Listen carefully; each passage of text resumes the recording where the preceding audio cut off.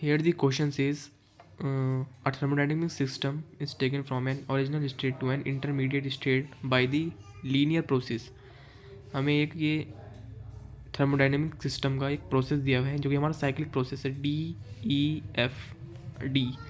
ये हमारा एक साइक्लिक प्रोसेस है जिसमें इंटरनल एनर्जी जो होगी टोटल ज़ीरो होगी।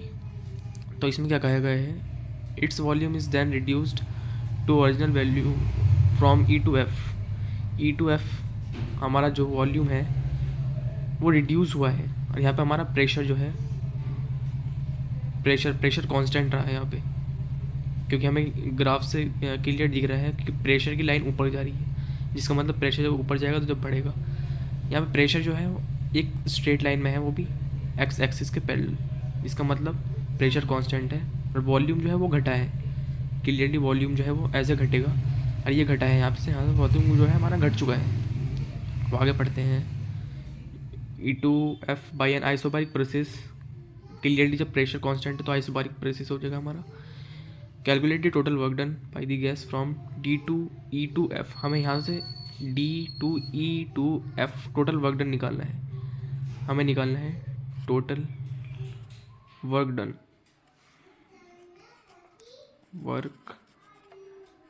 डन, टोटल निकालना है हमें DEF, जो कि हमारा इक्वल होगा work done D2E plus work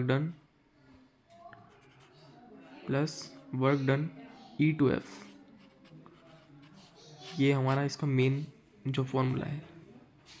पहले हमें DE का वर्क डन DE निकालना पड़ेगा और फिर हमें वर्क डन EF निकालना पड़ेगा। तो हम अपने क्वेश्चन को स्टार्ट करते हैं। यहाँ वर्क डन DEF निकालना है हमें, जो कि हमारा निकलेगा work done DE plus work done EF।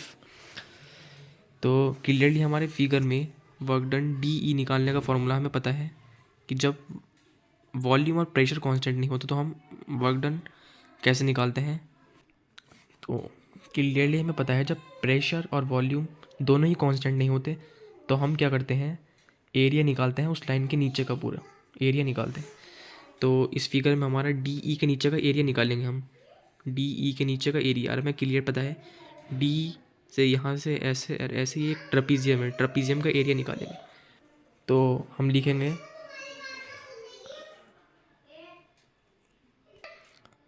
हम यहाँ लिखेंगे work done D2E is equal to हो जाएगा area below the line DE, जिसका मतलब हो जाएगा हमारा area of trapezium. Area of trapezium हमें पता है half into sum of parallel sides, sum of parallel sides जो हमारी फिगर में जो गिवन है 600, हमारा पूरा एक साइड पैरेलली जो है ये 600 हो जाएगा, और ये इतना 300 हो जाएगा, इतना 300, इतना 600। तो हम इधर लिखेंगे 600 प्लस 300 मल्टीप्लाई बाई हाइट। और इसमें हमारी हाइट क्लियरली है 5 में से 2 माइनस कर देंगे, 3 हाइट आ जाएगी हमारी। क्लियरली यहाँ लिख देंगे 3 1/2 इंटू कैलकुलेशन पार्ट है केवल 450 आ जाएगा हमारा 1350। वर्क डन D2E निकल चुका है। अब हमें निकालना है वर्क डन D2E निकल चुका है, हमें निकालना है वर्क डन E2F। क्लियरली हम अपने फिगर में देखेंगे वर्क डन E2F में प्रेशर कांस्टेंट है, और जब प्रेशर कांस्टेंट होता है तो हमारा वर्क डन का फॉर्मूला होता है, जब प्रेशर कांस्टेंट होता है तो हमारा वर्क डन का फॉर्मूला होता है P delta V। Pressure constant है, वॉल्यूम चेंज हुआ है यहाँ पे। प्रेशर क्लियरली हमें फिगर में दिया हुआ है 300 पास्कल। लिख देंगे 300 multiply by change in volume, figure में देखेंगे 2 से 5 हो चुका है, यानी कि 5 माइनस 2, 300 मल्टीप्लाई बाई 1 मिनट, ये P डेल्टा V जो होगा वो हमारा 2 - 5 होगा, क्योंकि फाइनल वॉल्यूम जो है वो 2 हो चुका है। क्योंकि हम फिगर में देखेंगे तो ये हमारा बैक साइड जा रहा है, यानी कि हमारा वॉल्यूम घट रहा है। तो क्लियरली यहाँ -3 आ जाएगा, ये -900 हो जाएगा, 900 जूल, ये 1350 जूल। टोटल वर्क डन जो हो जाएगा हमारा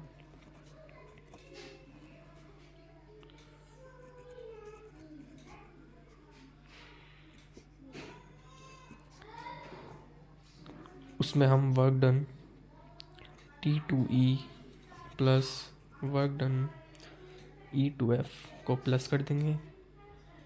ये 1350 प्लस माइनस के 900, 1350 माइनस हो जाएगा 900, इसमें से हमारा आंसर आ जाएगा 450 joules and it is the answer. Thank you and subscribe the channel. Baby, read the fine print. I've got baggage and it's all Gucci. Don't get too attached.